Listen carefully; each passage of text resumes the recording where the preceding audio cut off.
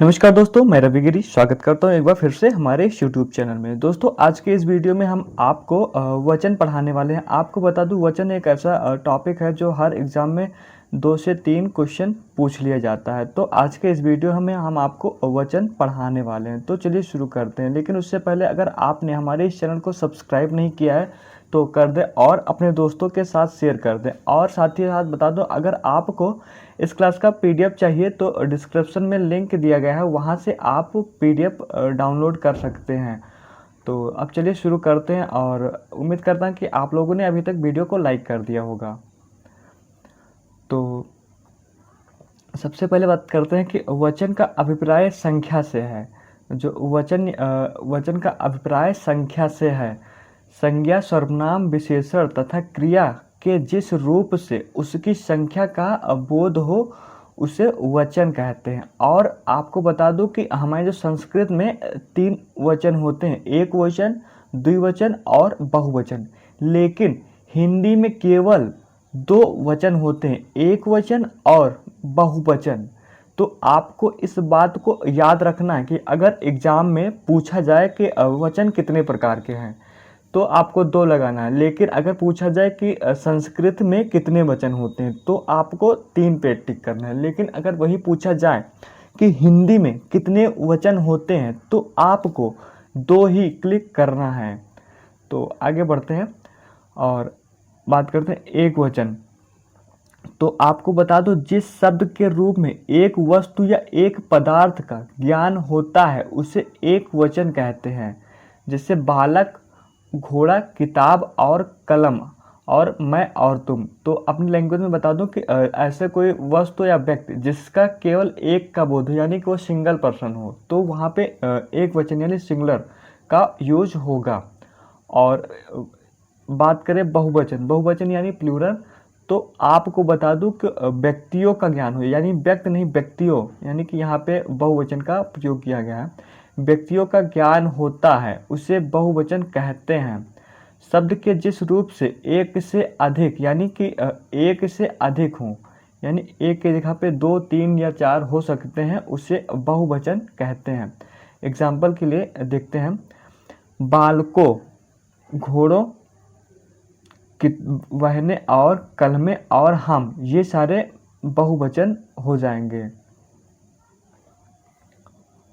और अब बात करते हैं कि बहुवचन को बनाने के नियम। तो आपको बता दूं कि बहुवचन 2 प्रकार से बनते हैं, एक विभक्तिहीन और दूसरा विभक्ति सहित। तो पहला बात करें एक वचन और दूसरा बात करें बहुवचन यानी विभक्तिहीन। तो आपको बता दूं, जो एक वचन है इसमें लड़का, लता, नदी और कुआं और बालक, ये सारे एक वचन हो जाएंगे। और बात करें बहुवचन तो गाय, लताएं, लड़के, नदियां, कुएं और बालक, ये सारे बहुवचन हो जाएंगे। और ये जो है विभक्ति निहित है, यानी कि ये विभक्ति निहित बहुवचन और विभक्ति सहित बहुवचन, यानी कि विभक्ति को कह सकते हैं, जो कारक चिन्ह हमारे होते हैं उसको विभक्ति सहित बहुवचन कहते हैं। तो आइए देखते हैं कि उनको कैसे बनाया जाता है। तो जैसे गायो लिखा है तो गायों ने, जब गायो बोलेंगे उसके साथ में आप गायों ने कर सकते हैं, गायों का कर सकते हैं, गायों के और गायों की और गायों में पर, ये विभक्ति लगा देने से विभक्ति सहित बहुवचन बन जाता है। और बात करें कि लताओं, लताओं ने, लताओं का और लताओं की और लताओं में और लताओं पर, ये लताओं का बहुवचन हो जाएगा, यानी विभक्ति सहित बहुवचन। और बात करें लड़कों ने, लड़कों का, लड़कों के और लड़कों की में आदि, ये सारे विभक्ति सहित बहुवचन हो जाएंगे। और नदियों, नदी और नदियों का और नदियों में और नदियों पर, ये सारे विभक्ति सहित बहुवचन हो जाएंगे नदियों के। और बात करें कुआं, कुओं और कुओं ने, कुओं का, कुओं के और कुओं की और कुओं में और कुओं पर, ये सारे विभक्ति सहित बहुवचन हो जाएंगे। और बात करें बालकों ने, बालकों का, बालकों की और बालकों में और बालकों पर, तो ये सारे विभक्ति सहित बहुवचन हो जाएंगे। अब बात करते हैं पुल्लिंग शब्दों के बहुवचन बनाने, यानी पुल्लिंग शब्द के अंत में आ के स्थान पर ए कर देने से बहुवचन बनता है। जैसे एक वचन घोड़ा, जो घोड़ा में आ की मात्रा लास्ट में आपको प्रोनाउंसिएशन करेंगे, जब आप बोलेंगे घोड़ा तो यहाँ पे आ की मात्रा, घोड़ा में आ के जगह पर ए कर देना, यानी कि आ के जगह पर ए कर देना। एक सेकंड में आपको क्लियर बता दे रहा हूँ, यानी जो आ लिखा है हमारा, इसके जगह पर ए कर देना है, इसकी जगह पर ए कर देना है। और मतलब कि छोटा आ के स्थान पर छोटा ए की मात्रा का उपयोग करना है तो बहुवचन बन जाएगा, यानी एक वचन से बहुवचन, एक वचन से बहुवचन बन जाएगा। तो घोड़ा लिखा है, घोड़ा का घोड़े होगा। और मुर्गा लिखा है, मुर्गा का मुर्गे।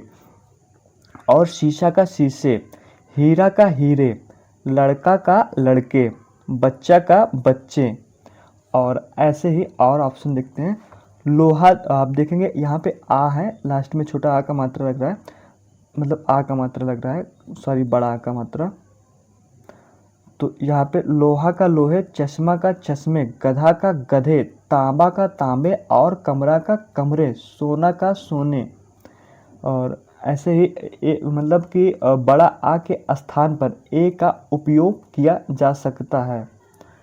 और आगे बात करें, कुछ ऐसे अपवाद शब्द हैं जो हमेशा दोनों वचनों में प्रयोग किए जाते हैं। जैसे मामा, नाना, ये आप मामू नहीं कह सकते कि मामू आए हैं, आप कहेंगे कि मामा आए हैं। अगर आपके मामा दो भाई हैं तो आप यह नहीं कह सकते कि मामू आए हैं, आप यह कहेंगे कि मामा आए हैं। या तो इनके साथ आप का ये लगा सकते हैं, मामा लोग आए हैं। तो आप ये मतलब सेंटेंस नहीं सही होगा, लेकिन मामा कहना ज़्यादा सही। नाना कह सकते हैं आप, दादा कह सकते हैं, बाबा कह सकते हैं। ये एक वचन और बहुवचन दोनों में प्रयोग होते हैं। जैसे पिता कह दीजिए आप, पिता ये हमेशा एक वचन होता है। दाता एक वचन, युवा एक वचन, आत्मा, आत्मा हमेशा ये एग्जाम में डायरेक्ट पूछ लिया जाता है, तो ये इम्पॉर्टेंट हो जाता है। और ये आत्मा हमेशा एक वचन होती है। और योद्धा और देवता और जमाता, ये हमेशा एक वचन होते हैं। तो एक बार फिर से देख लेते हैं। मामा, नाना, दादा, बाबा, पिता और दाता और युवा, आत्मा, योद्धा और देवता, ये सारे हमेशा एक वचन में प्रयोग होते हैं। सॉरी, एक वचन और बहुवचन दोनों में प्रयोग होते हैं, आपको ये बात ध्यान देना है। तो और आगे बढ़ते हैं। पुल्लिंग संज्ञाओं को छोड़कर अन्य स्वरों, यानी छोटा आ, छोटी ई, बड़ा आ, छोटा आ, छोटी ई, बड़ा आ, बड़ी ऊ और ए आई ओ से अंत होने वाले शब्द दोनों बहुवचन में एक ही रूप में रहते हैं। और वचन की पहचान वाक्य में प्रयुक्त क्रिया से होती है, यानी वचन की जो पहचान होती है वाक्य में जो प्रयुक्त क्रिया है उससे होती है। तो आइए एग्जाम्पल देखते हैं। जैसे एक वचन, यहाँ एक वचन से बहुवचन, लड़का पढ़ता है, ये एक वचन का वाक्य है। और जब आप देखेंगे बालक पढ़ते हैं, जब मतलब आपको पढ़ने से लग जाएगा कि ये बहुवचन का शब्द है, यानी वाक्य है। कवि कहता है और कवि कहते हैं, जैसे यहाँ पे कहता है और यहाँ पे कहते हैं, यहाँ को आप जब पढ़ेंगे तो आपको लग जाएगा कि ये बहुवचन शब्द है। और भाई आया और भाई आए, ये आ और ए मैंने आपको शुरू में बताया, ये आपको मतलब क्लियर कर देता है कि एक वचन वाक्य है या बहुवचन वाक्य है। और आगे बात करें, पुल्लिंग शब्दों के अंत में आ के स्थान पर ए में बदल जाते हैं और बदलने से विभक्ति रहित वचन बनते हैं। जैसे धुआं, धुआं का धुएं, कुआं का कुएं, रोओं का रोए, ये आ के स्थान पर ए हो जाते हैं। और हिंदी में कुछ ऐसे संज्ञा शब्द हैं जो सर्वदा एक वचन में प्रयोग होते हैं, यानी कि कुछ ऐसे अपवाद शब्द हैं जो हमेशा ऑलवेज एक वचन में प्रयोग होते हैं। जैसे मतलब एग्जाम्पल, छाया क्षमा, क्रोध सोना, सामग्री समान, माल काया, दूध, ईश्वर, सूरज, आग, हवा, वर्षा, प्रेम, पानी, जनता, जल, आटा, ये सारे एक वचन में हमेशा यानी ऑलवेज यूज इन सिंगुलर। तो एक बार फिर से देख लेते हैं। छाया, क्षमा, क्रोध, सोना, सामग्री, सामान, माल, काया, और दूध, वर्षा, ईश्वर, सूरज, आग, हवा, प्रेम, पानी, जनता, जल, आटा, ये सारे हमेशा एक वचन में प्रयोग होते हैं और आपको इसको याद कर लेना है। हिंदी में कुछ ऐसे शब्द हैं जो हमेशा बहुवचन में प्रयोग होते हैं। इसके एग्जाम्पल देख लेते हैं। ओठ, भाग्य, दम, समाचार, नेत्र, आंसू, प्राण, होश, हस्ताक्षर, दर्शन, लोग, बल और रोम और केश। आपको बता दूं कि ये जो एक वचन से ज़्यादा इम्पॉर्टेंट है ये बहुवचन वाले शब्द। आपको मैं जिन पे ये गोला कर दे रहा हूँ ये काफ़ी ज़्यादा इम्पॉर्टेंट हो जाते हैं। जैसे नेत्र, आंसू, ये इम्पॉर्टेंट शब्द हैं। और प्राण, होश, हस्ताक्षर, दर्शन, लोग, बाल और रोम, केश, ये इम्पॉर्टेंट शब्द हैं। वैसे तो मैंने इम्पॉर्टेंट शब्द ही बहुवचन का एग्जाम्पल लिया है, लेकिन ये सारे पेपर में पूछे जाते हैं और पूछे गए हैं, तो इनको याद भी रखना है आपको। और आगे बात करें, कुछ शब्दों के एक वचन और बहुवचन समान होते हैं और इन्हें शून्य प्रत्यय जोड़कर बने शब्द कहते हैं। यानी कि क्रोध एक वचन और बहुवचन समान रहेगा और इनमें कोई प्रत्यय नहीं जोड़ा जाता है। यानी प्रेम का प्रेमो नहीं होगा। यानी प्रेम हमेशा एक वचन और बहुवचन दोनों में प्रयोग होता है और इनमें कोई प्रत्यय और उपसर्ग नहीं जोड़ा जा सकता। यानी कि क्रोध, भय, दान, पानी और प्यार, यानी भावनाओं से जुड़े शब्द यानी भाववाचक शब्द एक वचन और बहुवचन में दोनों में प्रयोग हो सकते हैं कुछ ऐसे शब्द, और इनमें कोई प्रत्यय और उपसर्ग नहीं जोड़ा जा सकता है। और आगे बात करें, कुछ शब्दों के अंत में गण, वर्ग, लोग, जन, वृद्ध, जाति आदि जोड़कर उन्हें बहुवचन बनाया जाता है। जैसे भक्त लिखा है तो भक्त को आपको जब बहुवचन बनाना होगा तो भक्त गण होगा। और अध्यापक लिखा है, अध्यापक को अध्यापक गण करेंगे। और जो पाठक लिखा है उनको पाठक गण करेंगे। जो पाठक शब्द लिखा है इनको पाठक गण करेंगे बहुवचन बनाने के लिए। और जो छात्र लिखा है इनको छात्र गण करेंगे बहुवचन बनाने के लिए। जो कृषक लिखा है इनको कृषक गण करेंगे। और जो श्रोता लिखा है इनको श्रोता गण, और अधिकारी को अधिकारी वर्ग, और बंधु को बंधु वर्ग। यानी कि बहुवचन बनाने के लिए गण, वर्ग, लोग, जन, वृद्ध, जाति आदि जोड़कर बहुवचन बनाया जा सकता है। और आगे बात करें, हर प्रत्येक यानी हर प्रत्येक तथा हर एक शब्द का प्रयोग सदा एक वचन के लिए किया जाता है। यानी कि जो ये हर और प्रत्येक और हर एक, ये तीन शब्द हमेशा एक वचन के लिए ही प्रयोग किए जाते हैं। जैसे प्रत्येक खिलाड़ी यही कहेगा, यहाँ पे प्रत्येक खिलाड़ी यही कहेगा एक वचन के लिए प्रयोग होगा। अगर किसी शब्द में यानी वाक्य में हर, प्रत्येक और हर एक शब्द आ जाता है, यानी हर, प्रत्येक और हर एक शब्द आ जाता है तो वह सदैव एक वचन में ही यूज होगा। जैसे प्रत्येक खिलाड़ी यही कहेगा, और हर कुत्ता पालतू नहीं होता है। यह आप मतलब ये वाक्य एक वचन का सेंस दे रहे हैं, इसलिए ये एक वचन होगा। यानी आपको सिंपल से ये याद रखना कि एक हर, प्रत्येक तथा हर एक शब्द ये एक वचन के लिए ही यूज होंगे। और बहुवचन में व्यक्त और उपमावाचक संज्ञाओं के आगे जी, महाराज, महाशय, महोदय, बहादुर, शास्त्री, स्वामी, देवी इत्यादि लगाते हैं। यानी कि बहुवचन में व्यक्तिवाचक और उपमानवाचक संज्ञाओं के आगे, यानी अगर किसी वाक्य में बहुवचन बनाना है और आदर के साथ में, तो वहाँ पे जी, महाराज, महाशय, महोदय, बहादुर, शास्त्री और स्वामी लगा देने से यह शब्द बहुवचन बन जाएगा।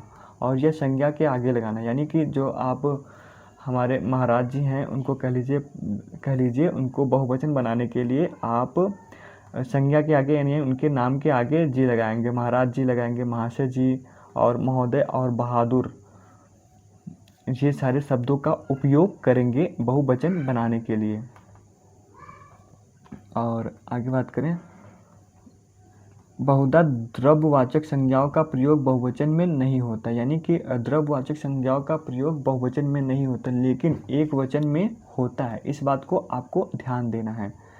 पदार्थ की बड़ी संख्या, परिमाण व समूह सूचित करने के लिए जातिवाचक संज्ञा का बहुधा एक वचन में होता है, यानी कि जो द्रव्यवाचक संज्ञा हैं उनका बहुवचन नहीं होता लेकिन एक वचन होता है। और आगे बात करें, वचन प्राणी या वस्तु के एक या अनेक होने का बोध कराता है। कुछ इंपॉर्टेंट पॉइंट है वचन के बारे में, वो देख लेते हैं। और उम्मीद करते हैं कि आप लोगों ने अभी तक वीडियो को लाइक और चैनल को सब्सक्राइब कर दिया होगा अगर आप लोगों यहाँ तक वीडियो देख रहे हैं। आई होप कि अभी तक आपने वीडियो को लाइक तो कर ही दिया होगा। और आइए आगे देखते हैं। वचन प्राणी या वस्तु का एक या अनेक होने का बोध कराता है।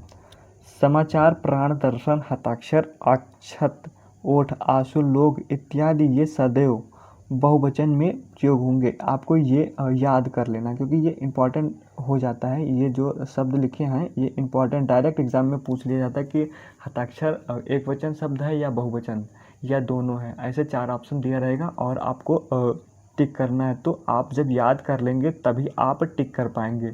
तो इसके लिए बढ़िया तरीका है कि एक बार आप एक वचन के शब्दों को याद करिए और दूसरी बार बहुवचन के शब्दों को याद करिए। अगर आप दोनों शब्द एक साथ याद करेंगे तो आप नहीं याद कर पाएंगे, लेकिन आप सुबह एक वचन शब्दों को याद कर लीजिए और शाम को बहुवचन, और अगर आप एक ही समय में दोनों शब्द याद करेंगे तो नहीं होगा।